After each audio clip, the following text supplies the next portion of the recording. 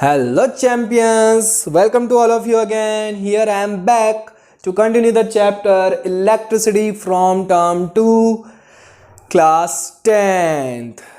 Okay champions, तो फटाफट से रेडी हो जाइए, फ्रेश अप हो जाइए और पेन और कॉपी उठा के मेरे साथ स्टार्ट हो जाइए. So let's start guys.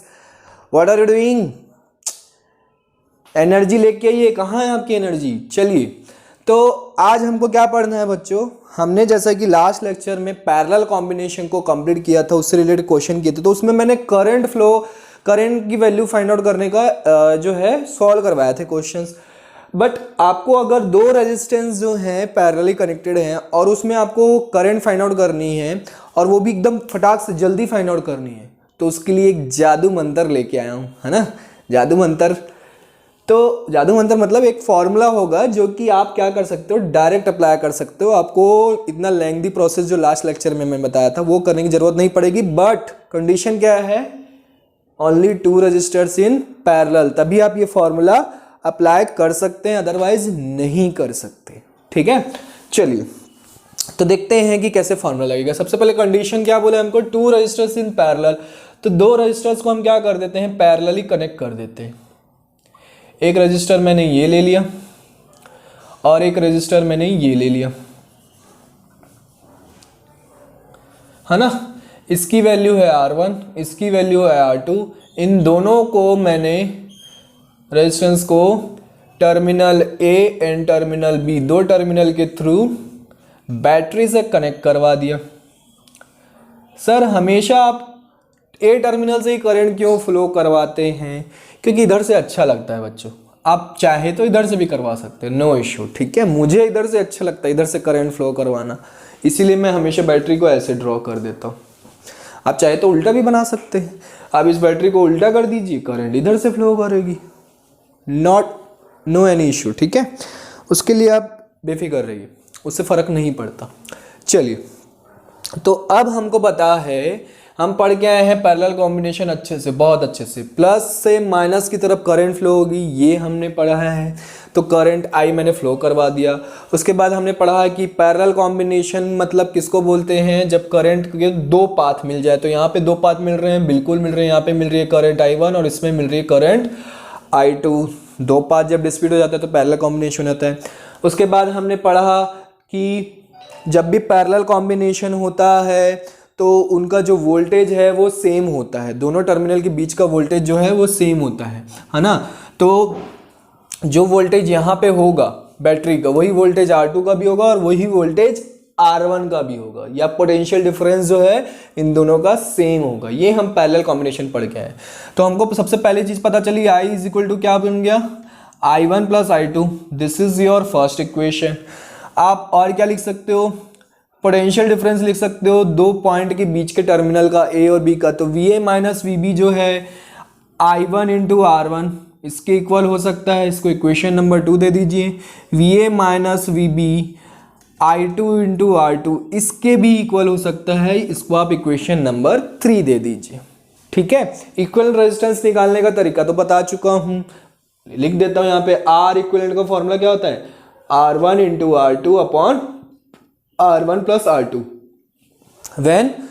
when you have only two resistors connected in parallel combination, तब आप ये डायरेक्ट फॉर्मूला अप्लाई कर सकते हैं. ठीक है, अदरवाइज फॉर्मूला क्या होता है? 1 upon R equivalent is equal to 1 upon R1 plus 1 upon R2 plus and so on. जितने आप रेजिस्टेंस ऐड करते जाए पैरेलल में, उसके लिए फॉर्मूला हमको मिल चुका है. ठीक है, ये सब कहानी हम पढ़ चुके हैं. अच्छा, सारे रेजिस्टेंस अगर सेम होते हैं तो R इक्विवेलेंट का फॉर्मूला क्या होता है? R by N parallel combination में. ठीक है, ये सारी चीजें हम पढ़ के आ चुके हैं. यहाँ पे देखिए बच्चों, यहाँ पे देखियो from equation 2 and 3, equation 2 and 3 से आपको देखने मिल रहा है कि लेफ्ट हैंड साइड जो है इक्वेशन का इक्वल है, तो राइट हैंड साइड भी क्या हो जाएगा? इक्वल हो जाएगा. मैथ्स का ये रूल कहता है. तो I1 is equal to I1 R1 is equal to I2 R2 हो जाएगा. यहां से आप एक काम कर सकते हैं, यहां से आप क्या कर सकते हैं? I1 की वैल्यू को, R1 को इधर ट्रांसपोज कर दो, या फिर आप क्या करो, I2 की वैल्यू निकाल लो. R2 को इधर ट्रांसपोज करो तो क्या मिलेगा? I1 into R1 upon R2 मिलेगा. Is equal to I2। अभी आपको I2 की वैल्यू मिल गई, इसको आप इक्वेशन 1 में पुट कर दीजिए। ठीक है, कहाँ पे सॉल्व किया जाए, इसको रब किया जाए। चलिए रब करते हैं इसको। ये सब फॉर्मूले की वैसे ज़रूरत नहीं थी, मैंने रिवाइज करवा दिया आपको, इसमें ज़रूरत नहीं है हमको। ठीक है, तो हम क्या करने जा रहे हैं, इस I2 की वैल्यू को कहाँ पे पुट करने जा रहे हैं, इक्वेशन 1 में। तो यहाँ पे लिख दीजिए फ्रॉम इक्वेशन 1, या फिर ऐसे लिख सकते हो putting the value of I2 in equation 1। ठीक है, वो भी आप लिख सकते हो। तो यहाँ पे पुट कर दीजिए, तो आपको क्या मिल जाएगा, I is equal to I1 के प्लेस पे तो I1 ही रहेगा, I2 के प्लेस पे क्या हो जाएगा, I1 into R1 upon R2। ठीक है, अब दोनों में से I1 कॉमन निकल जाएगा, तो 1 प्लस R1 अपॉन R2 मिल जाएगा, है ना। तो I इज इक्वल टू क्या मिल जाएगा, I1 यहाँ पे मिल जाएगा आपको, एलसीएम लेके सॉल्व करेंगे तो R1 plus R2 upon R2। Then अगर आपको I1 की वैल्यू फाइंड आउट करनी है तो आप ये डायरेक्ट फॉर्मूला अप्लाई कर सकते हैं, R2 upon R1 plus R2। Check कर लो बच्चों, चेक कर लीजिए, सही है, समझ में आया, इजी है। I1 की वैल्यू देखो, फॉर्मूला रटना भी बहुत इजी है। I1 की वैल्यू फाइंड आउट करनी है, नीचे तो R1 प्लस R2 रहेगा, इंटू I रहेगा, ये फिक्स रहेगा। चलो पहले I2 की वैल्यू फाइंड आउट कर लेते हैं, फिर मैं आपको लर्न करवाता हूँ। ठीक है, अब I2 की वैल्यू कैसे फाइंड आउट करेंगे सर, कुछ नहीं करना है, इसी को यूज करना है, इस इक्वेशन को। क्या था हमारा, I1 R1 is equal to I2 R2। जैसे कि हमने I1 की वैल्यू फाइंड आउट करने के लिए I2 को रिप्लेस किया था, वैसे ही हम क्या करेंगे, I2 की वैल्यू फाइंड आउट करने के लिए I1 को रिप्लेस करेंगे। मतलब I1 इज इक्वल टू क्या हो जाएगा, I2 into R2 by R1। अब बस इसको इक्वेशन 1 में पुट कर दीजिए अगेन, फ्रॉम इक्वेशन 1 क्या हो जाएगा, I is equal to I1 के प्लेस पे अब हमको पुट करना है I2 into R2 by R1, है ना, प्लस I2 के प्लेस पे कुछ नहीं करना है, I2 के प्लेस पे I2 ही रहेगा। अब दोनों में से क्या कॉमन निकल जाएगा, I2 कॉमन निकल जाएगा और आपको मिल जाएगा R2 बाय R1 प्लस 1। फिर से एलसीएम लेके सॉल्व करेंगे, है ना, तो I इज इक्वल टू क्या मिल जाएगा, I2 into R1 plus R2 upon R1। अब बस इसको रेसिप्रोकल कर दो, I2 इज इक्वल टू मिल जाएगा I into R1 upon R1 plus R2। समझ में आया बच्चों, क्लियर है। हाँ तो बच्चों थोड़ी देर के लिए अंधेरा हो गया था यहाँ पे, अंधेरा, क्योंकि लाइट गोल हो गई थी। हाँ तो अब लाइट फिर से आ चुकी है और हमारी क्लास कंटिन्यू फिर से होगी। तो यहाँ पे हमने I1 और I2 का फॉर्मूला यहाँ पे जनरेट किया है।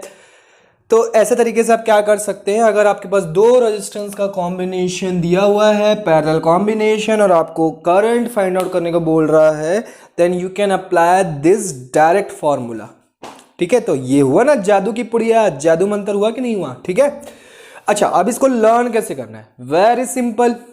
देखिए I1 is equal to I R2 by R1 plus R2, I R1 plus R2, denominator में R1 प्लस R2 रहेगा, इनटू में I रहेगा। ठीक है, दोनों में सेम है, देख लीजिए। ठीक है, चाहे I1 is equal to find out करो, चाहे I2 is equal to find out करो, बट न्यूमरेटर में क्या रहेगा, अगर यहाँ पे I1 है तो यहाँ पे R2 रहेगा, अगर यहाँ पे I2 है तो यहाँ पे R1 रहेगा। जस्ट उल्टा, I1 रहेगा तो R2 और I2 रहेगा तो R1। तो फॉर्मूला लर्न हो गया। अब आपसे पूछा जाए कि I1 का फॉर्मूला क्या है, I1 is equal to I R2 upon R1 plus R2। I2 is equal to formula क्या होगा, I R1 upon R1 plus R2। Very simple, clear है बच्चों। तो इससे रिलेटेड एक क्वेश्चन किया जाए, जैसे कि एक पैरेलल कॉम्बिनेशन दिया हुआ है हमको, दो रेजिस्टेंस है जो कि पैरेलली कनेक्टेड है एक दूसरे से, है ना। इन दोनों को टर्मिनल पॉइंट से हमने क्या कर दिया है, एक बैटरी कनेक्ट कर दी है, इसमें करंट फ्लो हो रही है 6 एम्पियर की, है ना। एक रेजिस्टेंस कितना है 10 ओम का, दूसरा रेजिस्टेंस आपका है 20 ओम का। ठीक है, ये प्लस साइन, ये माइनस साइन। ठीक है, अब आपसे पूछ रहा है a battery supplies 6 ampere of current to the combination as shown in figure. Calculate the current in each resistor. each resistor में आपको क्या करना है, करंट फाइंड आउट करना है। तो ये जो है मान लीजिए I है, ये इज इक्वल टू क्या है, I है, इधर आके क्या हो जाएगा I1, हम एज्यूम कर लेते हैं इसमें करंट फ्लो हो रही है I2। तो ईच रजिस्टर में आपको I1 और I2 की वैल्यू फाइंड आउट करनी है। अब इस बैटरी की वैल्यू की भी, वोल्टेज का जो मैग्नीट्यूड है उसकी भी जरूरत आपको नहीं पड़ेगी, है ना। तो आप डायरेक्ट फार्मूला लगा सकते हैं। तो I1 is equal to formula क्या होता है, अब जब ये I1 है तो ऑब्वियस बात है ये क्या होगा R1, और ये I2 है तो ये क्या होगा हमारा R2, है ना। तो R1 की वैल्यू 10 ओम, R2 की value 20 ohm. I1 is equal to formula, फटाक से बताइए क्या होता है, I1 है मतलब न्यूमरेटर में क्या होगा R2 upon R1 plus R2, बन गया फॉर्मूला। अब डायरेक्ट पुट करके सॉल्व कर लीजिए। इस I की वैल्यू 6 एम्पियर गिवन है हमको, R2 की वैल्यू है 20 और 20 नीचे 10 प्लस 20, इसको सॉल्व कर लीजिए फटाक से। 6 इंटू 20 अपॉन 30, 6 1 जा 6 5 जा 5 1 जा 5 4 जा, तो I1 इज इक्वल टू कितना आ गया 4 एम्पियर। इजी था। वैसे I2 का फॉर्मूला फटाक से बताइए क्या होगा, I, अब यहाँ पे I2 है मतलब न्यूमरेटर में R1 upon R1 plus R2, very simple. जल्दी से फटाक से सॉल्व कीजिए। मैं यहाँ पे डायरेक्ट कर रहा हूँ 6, है ना, R1 की वैल्यू कितनी है 10 और R1 प्लस R2 कितना है 30, तो 6 5 जा 30, 5 1 जा 5 2 जा, तो I2 इज इक्वल टू कितना आ गया 2 एम्पियर। आपको चेक करना है तो यू कैन चेक देयर, क्योंकि I इज इक्वल टू क्या पता है हमको क्या होगा I1 प्लस I2, तो इस I की वैल्यू है 6 एम्पियर, इन दोनों को ऐड करने पर 6 एम्पियर आना चाहिए, 4 प्लस 2 6 एम्पियर, मतलब आंसर इज करेक्ट। समझ में आया, नोट इट डाउन फास्ट, अच्छे फॉर्मूले हैं नोट कर लीजिए, दिस इज गुड मेथड, है ना। सो क्लैप फॉर दिस मेथड फटाफट से। हाँ तो बच्चों ये हमने दो जादू मंत्र वाले फॉर्मूले पढ़ लिए। अब आपका जो है टॉपिक है devices in series in parallel. अब क्या होता है कि डिवाइसेस जो है, अगर आप डिवाइसेस देखो, कोई भी आप डिवाइस यूज करो या अप्लायंस बोल सकते हो, आप कोई भी अप्लायंस यूज कर सकते हो, आप उसको पैरेलल कॉम्बिनेशन बना सकते हो, सीरीज कॉम्बिनेशन बना सकते हो, है ना। तो अटैच करके, क्यों, क्योंकि हमने अभी तक रेजिस्टेंस का हमने सीरीज एंड पैरेलल कॉम्बिनेशन पढ़ा, और मैंने रेजिस्टेंस जब पढ़ाया था तो मैंने बताया था कि ईच मटेरियल एंड ईच और एनी ऑब्जेक्ट और एनी डिवाइस और any appliance having own resistance और रेजिस्टिविटी, क्योंकि हर एक मटेरियल की अपनी अपनी रेजिस्टिविटी होती है, जो कि उसकी प्रॉपर्टी होती है ना। तो रेजिस्टिविटी मतलब उसके अंदर क्या प्रेजेंट है, ऑलरेडी रेजिस्टेंस प्रेजेंट है। तो डिवाइसेस को भी आप क्या कर सकते हो, सीरीज एंड पैरेलल में कनेक्ट कर सकते हो, ठीक है। अब मुझे ये बताइए, अब इसमें क्वेश्चन जनरेट होता है कि डोमेस्टिक पर्पस में, डोमेस्टिक मतलब आपके घरों में जो लाइट और वो सब जो अटैच रहते हैं वो पैरेलल कॉम्बिनेशन होता है कि सीरीज कॉम्बिनेशन होता है, बताइए, give me the answer. Parallel combination होता है कि सीरीज कॉम्बिनेशन होता है? तो आंसर है बच्चों पैरेलल कॉम्बिनेशन, है ना। क्यों होता है parallel combination, I will explain you, okay, ठीक है, आई विल एक्सप्लेन यू। देखिए यहाँ पे करता हूं मैं आपको एक्सप्लेन। तो सबसे पहले समझो कि जब भी आप रेजिस्टेंसेस को या अप्लायंसेस को या डिवाइसेस को आप क्या करते हो, सीरीज कॉम्बिनेशन में अगर आप अटैच करते हो तो क्या होगा, आर इक्विवेलेंट की वैल्यू, आर इक्विवेलेंट की वैल्यू का फॉर्मूला क्या होता था, ये होता था। और पैरेलल में क्या होता था, पैरेलल में 1 upon R equivalent is equal to 1 upon R1 plus 1 upon R2 plus 1 upon R3 and so on. ये होता है पैरेलल कॉम्बिनेशन का आर इक्विवेलेंट का फॉर्मूला। अब हमको क्लियर दिख रहा है कि सीरीज कॉम्बिनेशन में जो आर इक्विवेलेंट है is always greater than to each resistance से अगर आप कंपेयर करेंगे ना तो हर एक रेजिस्टेंस से क्या होगा, आर इक्विवेलेंट की वैल्यू ज्यादा मिलेगी। जैसे दो रेजिस्टेंस है 2 और 3 ओम का, आर इक्विवेलेंट निकालेंगे आप सीरीज कॉम्बिनेशन में, तो 2 + 3 कितना हो जाएगा 5 ओम। तो 5 ओम 2 ओम से भी बड़ा है और 3 ओम से भी बड़ा है, तो वही चीज यहाँ पे कंडीशन हम लिख रहे हैं, ये कंडीशन याद रखनी है। सेम टू सेम पैरेलल के लिए, पैरेलल के लिए क्या होता है, पैरेलल के लिए आर इक्विवेलेंट जो आप फाइंड आउट करते हैं वो always less than each resistance होता है, हर एक रेजिस्टेंस से क्या होता है, छोटा होता है। ठीक है, अब जैसे मान लो 2 and 3 ओम, उसको आपने क्या किया, पैरेलली कनेक्ट कर दिया, तो पैरेलली कनेक्ट करेंगे कितना आएगा, 6/5 आएगा। आर इक्विवेलेंट की वैल्यू कितनी आएगी, 6/5। सॉल्व करके देख लो ना भाई, R equivalent is equal to कितना आया, 6/5। तो ये कितना आएगा आंसर, 1.2 है ना, कितना आएगा 1.2 ओम। अब मुझे बताओ क्या ये 1.2 ओम 2 से ग्रेटर देन है, नहीं, लेस देन है। 3 से ग्रेटर देन है, नहीं, लेस देन है। तो ईच रेजिस्टेंस से आर इक्विवेलेंट की वैल्यू क्या हो जाती है, कम हो जाती है। तो देखो क्या होता है, फायदा क्या होता है, हमको ये समझ में आया कि जब हम सीरीज में कनेक्ट करते हैं तो रेजिस्टेंस बहुत ज्यादा हाई हो जाता है। In series resistance will high, यहां पे लिख देता हूं, आर इज हाई, है ना। जब हम सीरीज कॉम्बिनेशन करते हैं तो रेजिस्टेंस बहुत ज्यादा हाई हो जाता है, और जब हम पैरेलल कॉम्बिनेशन करते हैं तो रेजिस्टेंस इज लो। ठीक है, रेजिस्टेंस इज लो। तो आपको क्या चाहिए, आपको रेजिस्टेंस हाई चाहिए कि लो चाहिए। चलिए फिर से आ जाइए, अगर रेजिस्टेंस बढ़ेगा तो करंट क्या होगी, कम होगी, है ना।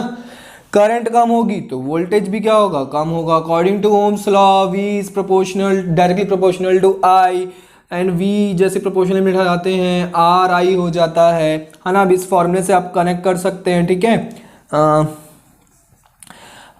ठीक है, इस फॉर्मूले से देखो V/R is equal to I के इनवर्सली प्रोपोर्शनल है रेजिस्टेंस। समझ में आ रहा कि नहीं आ रहा।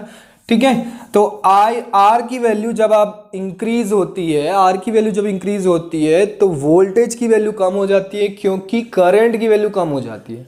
रेजिस्टेंस जब बहुत ज़्यादा हो जाएगा बच्चों, तब आप क्या हो जाएगा, तब आप करंट की स्पीड को बहुत ज़्यादा स्लो कर देगा ना। क्लियर है कि नहीं, गेटिंग माई पॉइंट और नॉट। देखिए अब इसी का उल्टा, अगर हम रेजिस्टेंस को लो कर दें तो करंट क्या हो जा सकती है, ज़्यादा हो सकती है, तो वोल्टेज भी क्या हो जाएगा, ज़्यादा मिलेगा हमको, है ना। तो यही कहानी है डोमेस्टिक पर्पस की। डोमेस्टिक पर्पस में क्या किया जाता है, पैरेलली कनेक्ट किया जाता है। ठीक है, एक तो रीज़न ये है, दूसरा रीज़न भी मैं आपको समझाऊंगा। फर्स्ट रीज़न क्या समझ में आया कि पैरेलली कनेक्ट करने से हमारा रेजिस्टेंस जो है वो कम हो जा रहा है ओवरऑल, क्योंकि हमने बहुत सारे अप्लायंसेस अटैच किए ना। हमने आजकल तो बहुत सारे अप्लायंसेस आ गए घरों में, bulb, light, fan and geyser and बहुत सारी चीज़ें, एक्वेरियम, है ना। बहुत सारी चीज़ें घरों में यूज़ होती है आजकल। तो इन सबको अटैच करना, और हमको सबको करंट प्रॉपरली चाहिए, तो सबको पैरेलली हमको अटैच करना पड़ेगा, जिससे रेजिस्टेंस, ओवरऑल रेजिस्टेंस सबका क्या हो जाएगा, लो हो जाएगा। तो करंट हमको ज़्यादा से ज़्यादा मिल पाएगी और सब अप्लायंसेस के पास बारी बारी पहुंच सकेगी। समझ में आई कहानी। तो इसीलिए पैरेलल कॉम्बिनेशन किया जाता है घरों में। तो ये हमारा फर्स्ट रीज़न था। क्यों, क्योंकि रेजिस्टेंस जो हो जाता है लो हो जाता है और हम करंट ज़्यादा से ज़्यादा खींच सकते हैं। ठीक है, सेकंड रीज़न क्या है, सेकंड रीज़न देखिए पैरेलली कनेक्ट करने का। अगर मैं देखो सीरीज में दो बल्ब को मैं ऐसे कनेक्ट कर देता हूँ। ये क्वेश्चन को ध्यान से समझना बच्चों, इससे बहुत सारे क्वेश्चंस हैं। दो बल्ब को मैंने क्या कर दिया, सीरीज में कनेक्ट कर दिया, और ये हमने एक क्लोज्ड सर्किट बना दी। क्लोज सर्किट मतलब स्विच को मैंने क्लोज कर दिया। करंट यहाँ से फ्लो होगी, पॉजिटिव टू नेगेटिव, यहाँ से करंट आएगी। अब ये करंट जो है इधर भी फ्लो होगी, इसमें भी फ्लो होगी। अब मान लेते हैं कि ये जो बल्ब हो गया फ्यूज हो गया। अब ये बल्ब हो गया फ्यूज, तो बल्ब फ्यूज हो जाता है मतलब देखो, बल्ब, पुराने जो बल्ब्स होते हैं ना, अभी तो एलईडी बल्ब है, पुराने जो बल्ब्स होते थे वो क्या होते थे, एक ऐसे टाइप का स्ट्रक्चर हुआ करता था। ठीक है ना, उसकी वायर, टंगस्टन की वायर का क्या होता था, एक कॉइल बना रहता था। वो कॉइल जो होता था टूट जाता था ऐसे बीच से, तो बीच से टूट जाता था, तो जिसके कारण क्या हो जाता था, वो फ्यूज हो जाता था। हम बोलते थे कि बल्ब क्या हो गया, फ्यूज हो गया या उड़ गया बोलते थे। ठीक है, तो बल्ब उड़ गया है मतलब उसके अंदर की जो टंगस्टन वायर है वो टूट गई है। टूट गई है मतलब देखिए सर्किट ब्रेक हो गया। अभी देखो करंट कैसे जाएगा, ऐसे जा सकता था, ऐसे फ्लो कर सकता था, इसमें भी ये देखो ऐसे फ्लो कर सकता था। बट अगर बीच से टूट गया तो यहाँ पे आके करंट रुक गई ना, अब करंट जो है आगे बढ़ ही नहीं रही है। तब सर्किट अगर ब्रेक हो जाता है, करंट आगे बढ़ नहीं सकती। करंट अगर चार्जेस जो है नेगेटिव टर्मिनल तक नहीं पहुंच पाएंगे तो current will not flow, current will not flow. ठीक है। तो अब अगर क्या करो, अब अपने घर का एक बल्ब, जैसे फॉल सीलिंग हम करवाते हैं तो उसमें बहुत सारी बल्ब्स लगे रहते हैं ऊपर, है ना, एलईडी लाइट लगी रहती है। तो उसमें से सबको आपने क्या कर दिया, एक ही स्विच के साथ कनेक्ट कर दिया, तो वो क्या हो गया, सीरीज कॉम्बिनेशन हो गया। एक ही स्विच के साथ अगर आपने कनेक्ट कर दिया तो इसीलिए घरों में बहुत सारे स्विचेस होते हैं, अलग अलग लाइट का एक पर्टिकुलर स्विच होता है ना। तो एक ही स्विच से अगर आप कनेक्ट कर देते हैं पांचों लाइट को, और फैन को भी आपने कनेक्ट कर दिया, ठीक है, आपने खर्चा बचाया स्विचेस का, है ना।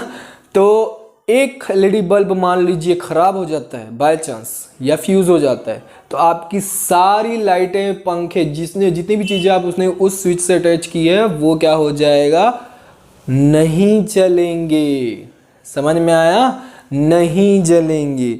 दिवाली में हम क्या करते हैं, लाइट्स लगाते हैं बाहर की तरफ, है ना, तो वो क्या होता है, वो सारी सीरीज कॉम्बिनेशन होता है, वो सीरीज कॉम्बिनेशन होता है। आजकल तो पैरेलल कॉम्बिनेशन वाले भी आ गए हैं लाइट से, है ना, बट वो पहले क्या हुआ करती थी, सीरीज कॉम्बिनेशन हुआ करती थी, और इतने छोटे छोटे उनका देखो सर्किट होता है, इतने छोटे छोटे बल्ब उसमें लगे रहते हैं।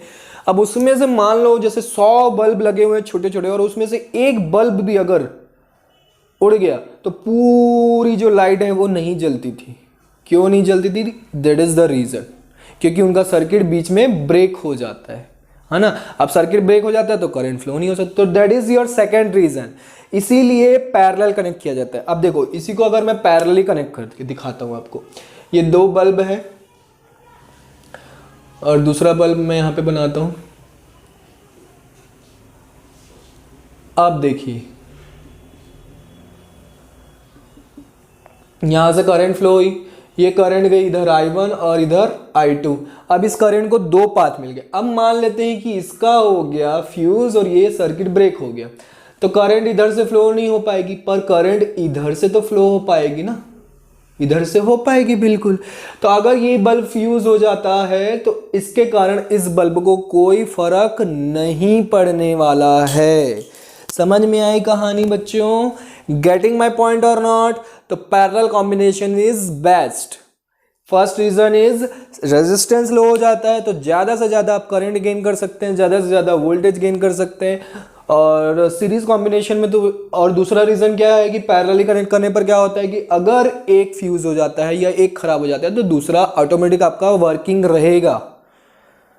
क्लियर है, तो ये रीजन समझ में आ गया। क्वेश्चन पूछेगा आप तो बना लेंगे, ठीक है। इसलिए डोमेस्टिक पर्पस के लिए घरों में या दुकानों में कहीं पे भी, ठीक है, कमर्शियल पर्पस के लिए भी हम क्या करते हैं, पैरेलल कॉम्बिनेशन ही यूज करते हैं, ठीक है। चलो इससे रिलेटेड आपको एक क्वेश्चन करवा देता हूं मैं।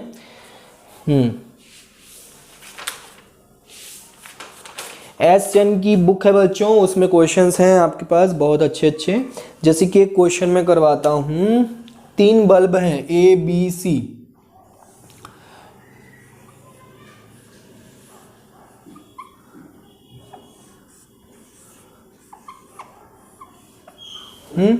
ये तीनों एक बैटरी के साथ कनेक्टेड है। ये हमारा बल्ब A, ये B एंड C, है ना। अब आपसे क्वेश्चन पूछ रहा है, ये सर्किट डायग्राम दिया हुआ क्वेश्चन पूछ रहा है, list the bulbs in order of increasing brightness.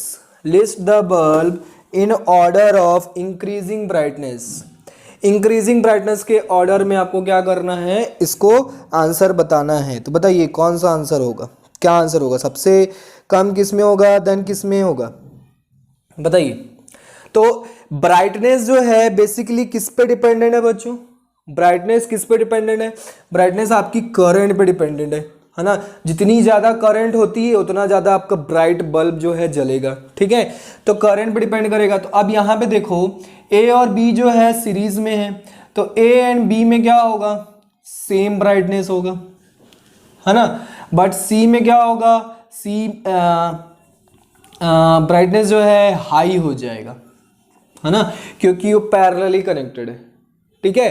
तो जब पैरेलली कनेक्टेड है तो क्या हो जाएगा, अच्छा ये देखो इन दोनों को मैं एक बल्ब मान लेता हूँ A और B को, और इसको एक बल्ब, तो ये दोनों क्या है, पैरेलली कनेक्टेड है। तो पैरेलली कनेक्टेड होने से क्या हो जा रहा है, रेजिस्टेंस कम हो जा रहा है, करंट ज्यादा फ्लो कर रही है। अब करंट देखो इन दोनों में, इसमें और इसमें तो सेम फ्लो करेगी, है ना। करंट ज़्यादा फ्लो करेगी, अच्छा डिपेंड करेगा इसके रेजिस्टेंस पे, ये भी डिपेंड करेगा, ठीक है। तो हम मान लेते हैं कि हाँ, मानने की जरूरत नहीं है, यहाँ पे ए बी सी 3 अलग अलग बल्ब हैं, तो हमको ये बेसिकली ये समझना है कि पैरेलल कॉम्बिनेशन होने के कारण रेजिस्टेंस क्या हो जा रहा है, लो हो जा रहा है, तो करंट जो है क्या हो जा रही है, बहुत ज़्यादा आ रही है। अब करंट बहुत ज़्यादा आ रही है, तो इस वाली वायर में देखो 2 बल्ब कनेक्टेड है सीरीज में, तो ये दोनों सीरीज में कनेक्ट होने के कारण इनका इस वायर में ओवरऑल रेजिस्टेंस अगर देखा जाए तो वो क्या हो जा रहा है, बढ़ जा रहा है, जिसके कारण करंट फिर से क्या हो जा रही है, लो हो जा रही है। तो इसलिए इन दोनों को अगर कंपेयर किया जाए तो इन दोनों में सेम होगी करंट, ए और बी में सेम करंट फ्लो करेगी। बट ए और बी को सी से अगर कंपेयर किया जाए तो सी में ज़्यादा करंट फ्लो करेगी, जिसके कारण उसका ब्राइटनेस भी क्या होगा, ज़्यादा होगा। क्लियर है। Next question, if C burns out, what will be the brightness of A now compared with before? अगर C बर्न हो जाए, बर्न आउट हो जाए, बोल रहा है कि अगर ये C जो है फ्यूज हो जाए, बर्न आउट हो जाए, तो क्या ये A की ब्राइटनेस जो है इनिशियल वे में कंपेयर की जाए क्या होगा, कम हो जाएगी कि बढ़ जाएगी? पहले जितनी ब्राइटनेस थी उस ब्राइटनेस से कंपेयर करके बताना है कि एक बल्ब जो है उसकी ब्राइटनेस क्या बढ़ जाएगी या कम हो जाएगी। नहीं, कुछ फर्क नहीं पड़ेगा, स्टिल सेम, क्योंकि भैया सी जो है ए के साथ पैरेलली कनेक्टेड है। मैंने अभी बताया आपको कि पैरेलल कनेक्ट होने से कोई भी इफेक्ट नहीं पड़ता है, तो ए का जो ब्राइटनेस रहेगी वो सेम रहेगी, स्टिल सेम, ठीक है। थर्ड क्वेश्चन क्या पूछ रहा है, third question, if B burns out instead what will be the brightness of A and C compared with before? अगर B बर्न्स आउट हो जाए तो A और C का आप फिर से बताना है कि ब्राइटनेस कंपेयर करना है, ब्राइटनेस कंपेयर करना है बिफोर से। तो पहली बात, अगर B बर्न आउट हो जाएगा, अब इस देखो B फ्यूज हो जाएगा तो B के साथ A क्या है, पैरेलल है, तो इसकी ब्राइटनेस जो है 0 हो जाएगी ना भाई, क्या हो जाएगी, अरे जलेगा ही नहीं तो ब्राइटनेस कहाँ से आएगी, क्योंकि इसका सर्किट जो है ब्रेक हो गया इसके कारण, तो इसमें करंट ही नहीं जाएगी तो ये फ्लो ही नहीं करेगा। और सी की तो स्टिल सेम रहेगी, सी की क्या रहेगी, स्टिल सेम रहेगी। क्लियर है बच्चों, स्टिल की सेम, ऐसा नहीं है भैया कि ऐसा कुछ कॉन्सेप्ट मत लगाना कि अरे इधर का बंद हो गया तो इधर ज़्यादा करंट फ्लो होगी, करंट तो उतनी ही फ्लो हो रही है ना, करंट ज़्यादा नहीं फ्लो हो रही है, करंट उतनी ही फ्लो होगी जितना इसमें रेजिस्टेंस है वो करंट उतना है, इसका रेजिस्टेंस थोड़ा चेंज हो जा रहा है इनके बंद होने से, तो रेजिस्टेंस इसमें जितना रहेगा उतनी ही करंट इसमें फ्लो हो पाएगी, तो जो पहले थी वो सेम थी। बट ए के केस में क्या हो जाएगा, ए के केस में कोई भी करंट फ्लो नहीं होगी क्योंकि बी बर्न्स आउट हो गया और इसके साथ सीरीज में कनेक्टेड है। समझ में आया, क्लियर है। तो इस तरीके से क्वेश्चंस आपसे एग्जाम में पूछे जाएंगे, तो सॉल्व करिए, प्रैक्टिस करिए और डाउट्स निकालिए। अगर आपको डाउट आता है तो फटाफट से डाउट भेजते रहिए। तो bye bye, take care, see you in the next lecture.